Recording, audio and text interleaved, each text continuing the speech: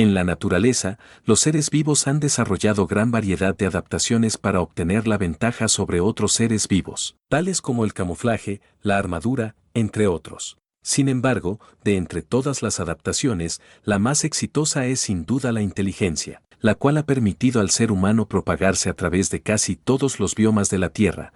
Por supuesto, esto no quiere decir que el raciocinio sea el pináculo de la evolución. Si bien no hay ningún ser vivo que haya logrado evolucionar un rasgo que les permita depredar a seres inteligentes, sí hay muchos que han encontrado en el oportunismo, la belleza física o la ternura, maneras de aprovecharse de la humanidad, concepto que, por supuesto, ha sido llevado un paso más allá dentro de la ciencia ficción, como, por ejemplo, en el relato Exploradores de 1956, de Isaac Asimov.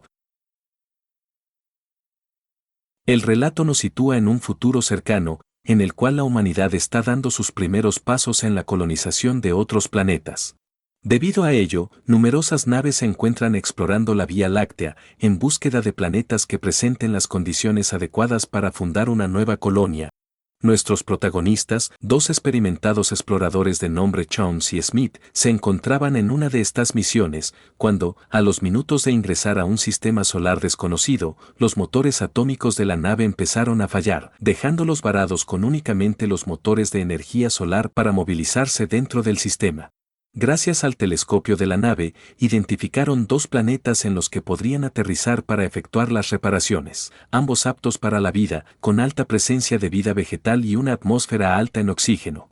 Por tanto, sin darle muchas vueltas al asunto, decidieron escoger el más cercano de los planetas y dirigirse hacia ahí de inmediato.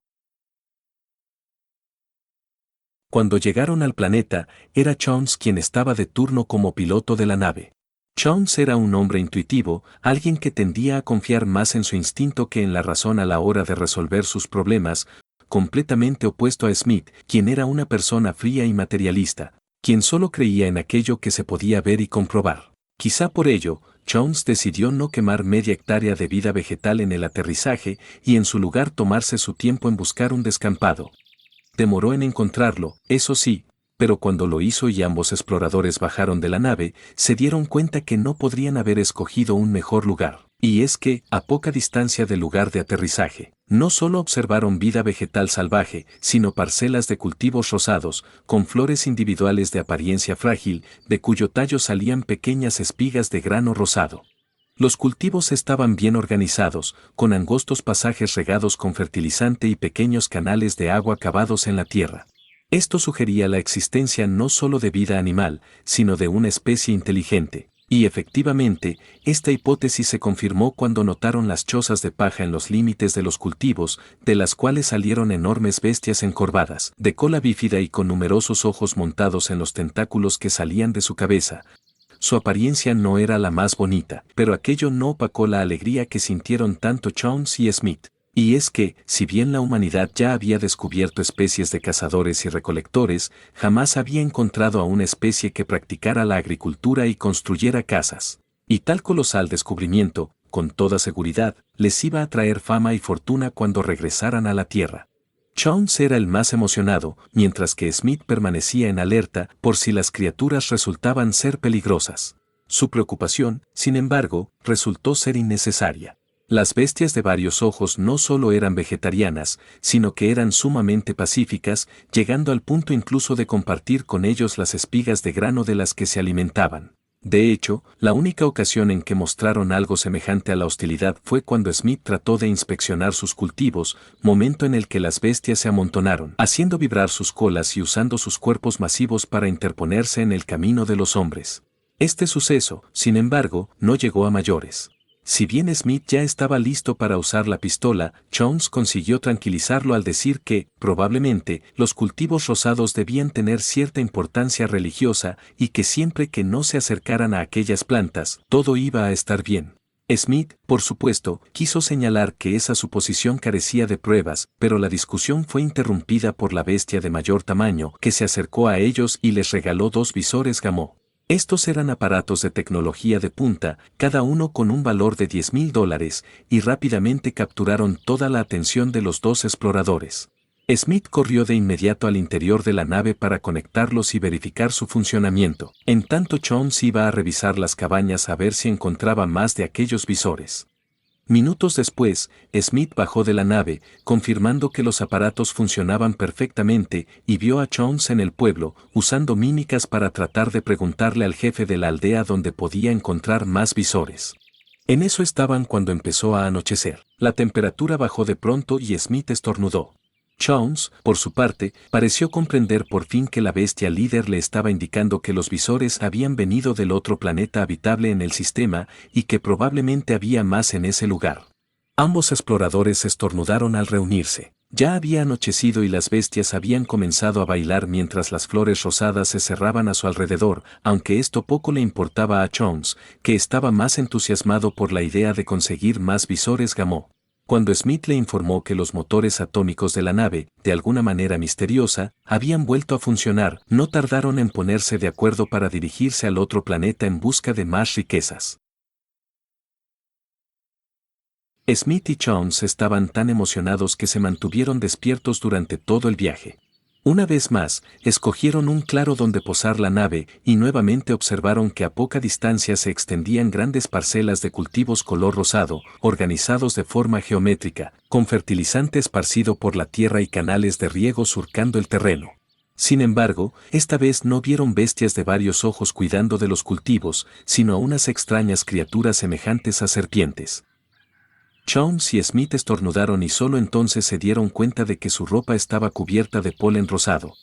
A Smith le pareció raro que no se hubieran dado cuenta de este detalle, y también que las serpientes se dedicaran a arrojarse al río a pescar en lugar de consumir sus cultivos. De hecho, algo en lo profundo de su ser le dijo que, a diferencia de las bestias de varios ojos, las criaturas de este planeta eran carnívoras y que no tenían necesidad alguna de cultivar. Jones, por su parte, se había acercado confiadamente a las cavernas de las serpientes y estaba intentando comunicarse con la líder. Sorprendentemente, una de ellas le entregó otros 2 visores Gamma y lo invitó a inspeccionar la aldea. Jones, eufórico por la oportunidad de hacerse rico, estuvo a punto de aceptar, cuando justo en ese momento notó cómo Smith le gritaba que se subiera a la nave. Jones se fijó que Smith señalaba los cultivos. Las serpientes habían comenzado a bailar mientras las flores rosadas se abrían y esparcían su polen al aire, para posteriormente cerrarse en forma de capullo. Y esto, a diferencia de en el planeta anterior, no podía deberse al anochecer, pues el sol estaba en lo más alto del cielo. Jones parpadeó, saliendo de su trance. Smith continuaba gritándole, ordenándole que subiera a la nave de inmediato. Jones dudó, imaginando los valiosos visores Gamma que seguramente lo aguardaban en la aldea, pero ante la amenaza de Smith de obligarlo a subir a golpes, cedió y juntos abandonaron el planeta. Tuvieron que pasar 12 horas desde el escape para que Jones finalmente despertara. Smith, quien estaba manejando la nave, le preguntó si se sentía bien, y Jones, confuso, le dijo que sí y preguntó si acaso tenía idea de lo que había ocurrido. Smith le respondió que sí, y que las implicaciones de lo que había descubierto lo aterraban profundamente. Según Smith, era la misma planta en ambos planetas. Las flores rosadas, evidentemente, habían sido trasplantadas de un planeta a otro. Crecían en ambos, pero estaban acostumbradas a la fecundación cruzada, como las plantas de la Tierra, las cuales usan pájaros e insectos para llevar su polen de una flor a otra. Sin embargo, en esta ocasión, fueron ellos quienes hicieron este trabajo sin darse cuenta. Y esto aterraba a Smith, pues comprendía que para que una planta estuviera adaptada a la polinización interplanetaria, una especie debía estar cumpliendo esa función de manera continua. Y dado que ni las bestias de varios ojos ni las serpientes parecían tener un alto nivel tecnológico, debía existir una tercera especie en el sector, una especie altamente desarrollada con la capacidad de forzar a otras especies inteligentes a servir como granjeros. Esta especie avanzada, sin duda, debía tener un desarrollo tecnológico por lo menos al mismo nivel que la humanidad y debía notificarse a la Tierra de este suceso cuanto antes. Jones escuchó la teoría de Smith y negó con la cabeza. Señaló que había ignorado que en ambos planetas habían encontrado aparatos tecnológicos de origen terrestre y que tampoco había considerado el misterioso fallo de los motores al entrar al sistema. Según Jones, apenas ingresaron al sistema, algún tipo de influencia mental los hizo actuar como tontos, engañándolos para que creyeran que la nave necesitaba reparaciones, incitándolos a aterrizar en un planeta desconocido y haciéndoles olvidar los protocolos de seguridad, como inspeccionar el aire en búsqueda de sustancias venenosas. Lo que más molestaba a Jones, sin embargo, era que se habían vuelto locos por los visores Gamow, cuando estos, en realidad, no eran demasiado valiosos. Y, sobre todo, que ninguno de los dos se alarmara al encontrar productos fabricados en la Tierra en un planeta tan alejado. Smith, siempre lógico, señala que el control mental no ha sido comprobado por la ciencia, pero Jones afirma que tiene pruebas que apoyan su teoría. Le indica a Smith que abra el compartimento donde guardaron los visores Gamow, y con gran sorpresa, ambos exploradores descubren tan solo 4 piedras de colores.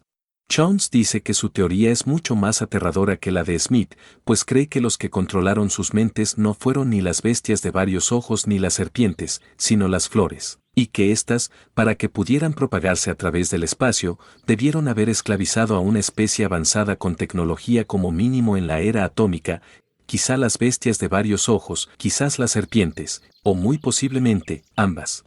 Sin embargo, en algún momento, las flores debieron considerar que la energía nuclear era demasiado peligrosa y de un día para otro redujeron a una especie inteligente a poco más que jardineros, arrastrándolos de las estrellas de vuelta al barro. Y nada les impediría repetir su hazaña con una misión de colonización que la humanidad enviara en el futuro. Smith reflexiona por un momento y pregunta, escéptico, ¿por qué las flores los dejarían escapar? Si fueran tan astutas y poderosas como describía Jones, ¿por qué les dejarían escapar y dar aviso a la Tierra?